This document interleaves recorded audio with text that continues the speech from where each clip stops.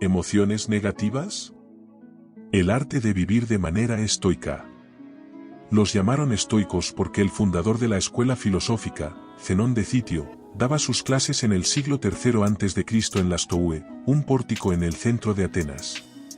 Casi 2 milenios y medio más tarde, ser un estoico significa tener fortaleza o dominio sobre la propia sensibilidad. Y tomarse la vida con estoicismo suele equivaler a asumirla y sobrellevarla con buen temperamento por difícil que se presente.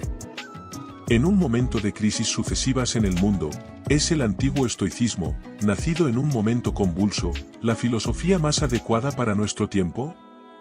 Para el filósofo británico John Sellers, desde luego nos puede proveer de algunas buenas enseñanzas contra el sufrimiento, la ansiedad, la frustración, el miedo, la desilusión, la cólera y la insatisfacción en general, como apunta en su nuevo libro Lecciones de Estoicismo, Taurus. El destino, las emociones negativas y comprender lo que podemos controlar y lo que no son claves en el pensamiento estoico. Sellers, profesor en la Royal Holloway de la Universidad de Londres, examina en su libro la filosofía de 3 grandes pensadores que, 3 siglos después de Zenón, y ya no en Grecia sino en Roma, escribieron obras sobre cómo vivir, manejar nuestras pasiones y sobreponernos a nuestros reveses, una terapia para la mente y la vida buena, los estoicos romanos Séneca, Epicteto y Marco Aurelio. Séneca fue el tutor de Nerón, Epicteto, un esclavo que consiguió la libertad, Marco Aurelio, emperador de Roma. Los 3 filósofos vivieron en los siglos I y II de nuestra era. El cordobés Séneca fue el tutor del emperador Nerón, Epicteto, un esclavo que consiguió la libertad y fundó una escuela de filosofía, y Marco Aurelio, fue emperador de Roma. Vidas muy distintas que abrazaron sin embargo el estoicismo para vivir una vida buena, para comprender nuestro lugar en el mundo, explorar qué cosas están bajo nuestro control y cuáles se nos escapan, comprobar cómo nuestro pensamiento puede generar emociones dañinas y entender cómo de nuestras relaciones con nuestro prójimo surgen las alegrías pero también las tensiones de la vida diaria. Sellers comienza por Epicteto, de quien no sabemos ni el verdadero nombre, desterrado de Roma junto con todos los demás filósofos por el emperador Domiciano, que los veía como una amenaza. En Nicópolis, en la costa occidental griega funda una escuela y allí le llaman Epicteto, en griego antiguo, ganado, adquirido. Allí entre sus alumnos tendrá hasta el futuro emperador Adriano. Para Epicteto, el filósofo es un médico y la escuela donde enseña es un hospital para las almas. Y cuidar el alma para los estoicos significa tener 4 virtudes, ser sabio, justo, valiente y moderado. Buena parte de nuestra infelicidad, dice Epicteto, se debe a creer que controlamos cosas que en realidad se nos escapan. Epicteto diferencia lo que podemos controlar, nuestros juicios, impulsos y deseos, de lo que no, nuestros cuerpos, nuestras posesiones materiales, nuestro éxito. Buena parte de nuestra infelicidad, dice, se debe a creer que controlamos cosas que en realidad se nos escapan. En cambio, podemos controlar nuestros juicios, que determinan nuestros deseos e impulsos. Dejar de juzgar sin pensar, decidir qué es importante realmente y qué no y retomar el control de nuestras vidas.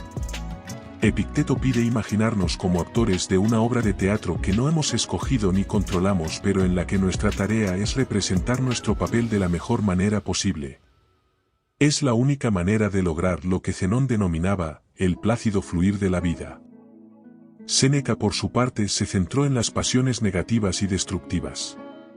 Su carrera se desarrolló como consejero en las altas esferas de la corte imperial y se vio envuelto en enfrentamientos con gente poseída por emociones destructivas, emperadores como Calígula, Claudio y Nerón con poder sobre la vida y la muerte.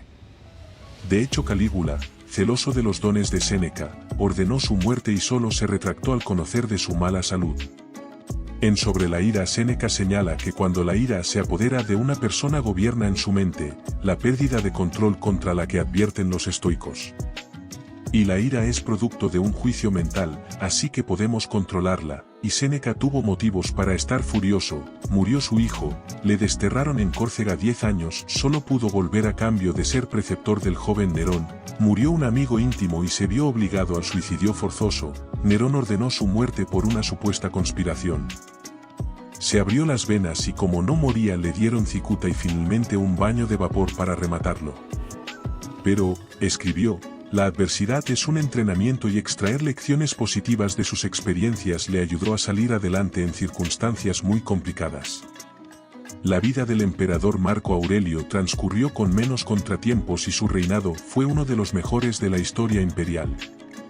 Hacia el final de su vida, mientras guerreaba cerca de la actual Viena, empezó a registrar en un cuaderno sus intentos de asimilar las experiencias cotidianas y de prepararse para las futuras.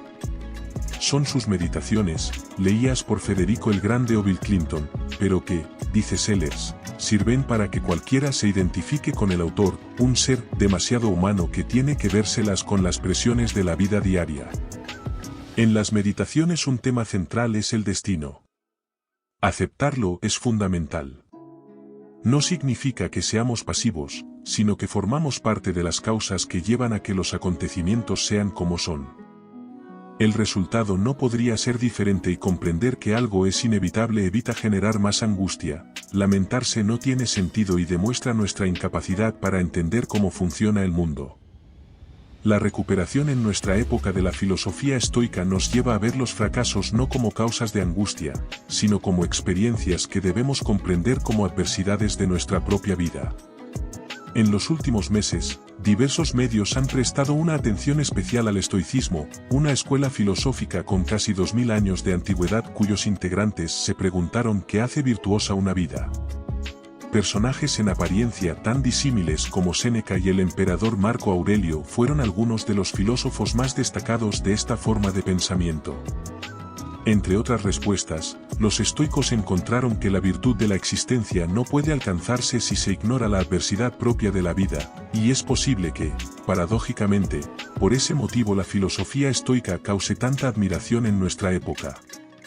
En efecto, culturalmente, nuestro presente proviene de un par de décadas en que se insistió hasta el exceso en pensar positivamente.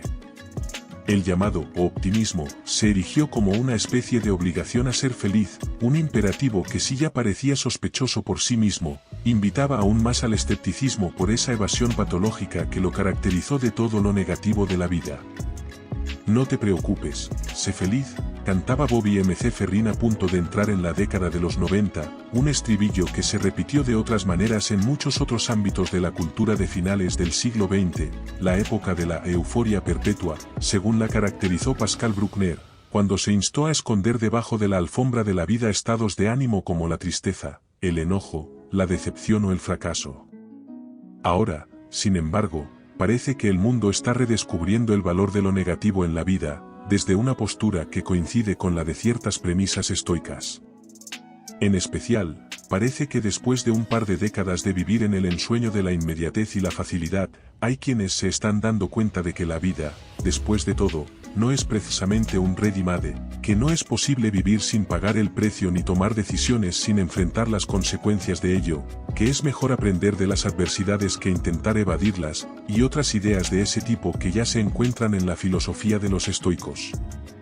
Entre las varias expresiones de esta tendencia, destaca la de Ryan Holiday, un joven escritor de trayectoria singular, pues además de ser un colaborador habitual del New York Observer, fue director de marketing de la marca American Apparel. Holiday, además, recientemente publicó un libro sobre la filosofía de los estoicos proyectada sobre uno de los mayores lastres de la actualidad, la angustia por el éxito. Como sabemos si es que nos hemos dado cuenta de ello en las sociedades contemporáneas vivimos sumergidos en una obsesión por alcanzar el éxito, la cual, aunque sembrada desde fuera, nos la hemos apropiado, al grado de convertirla en un mandato que nos esforzamos por obedecer aunque ya ni siquiera sabemos quién nos lo impuso. El problema, sin embargo, es que en el modo de vida auspiciado por el capitalismo, dicho éxito nunca se alcanza realmente. Siempre hay más por hacer, más dinero por ganar, más mercancías por consumir, más puestos de trabajo hacia los cuales escalar, etc.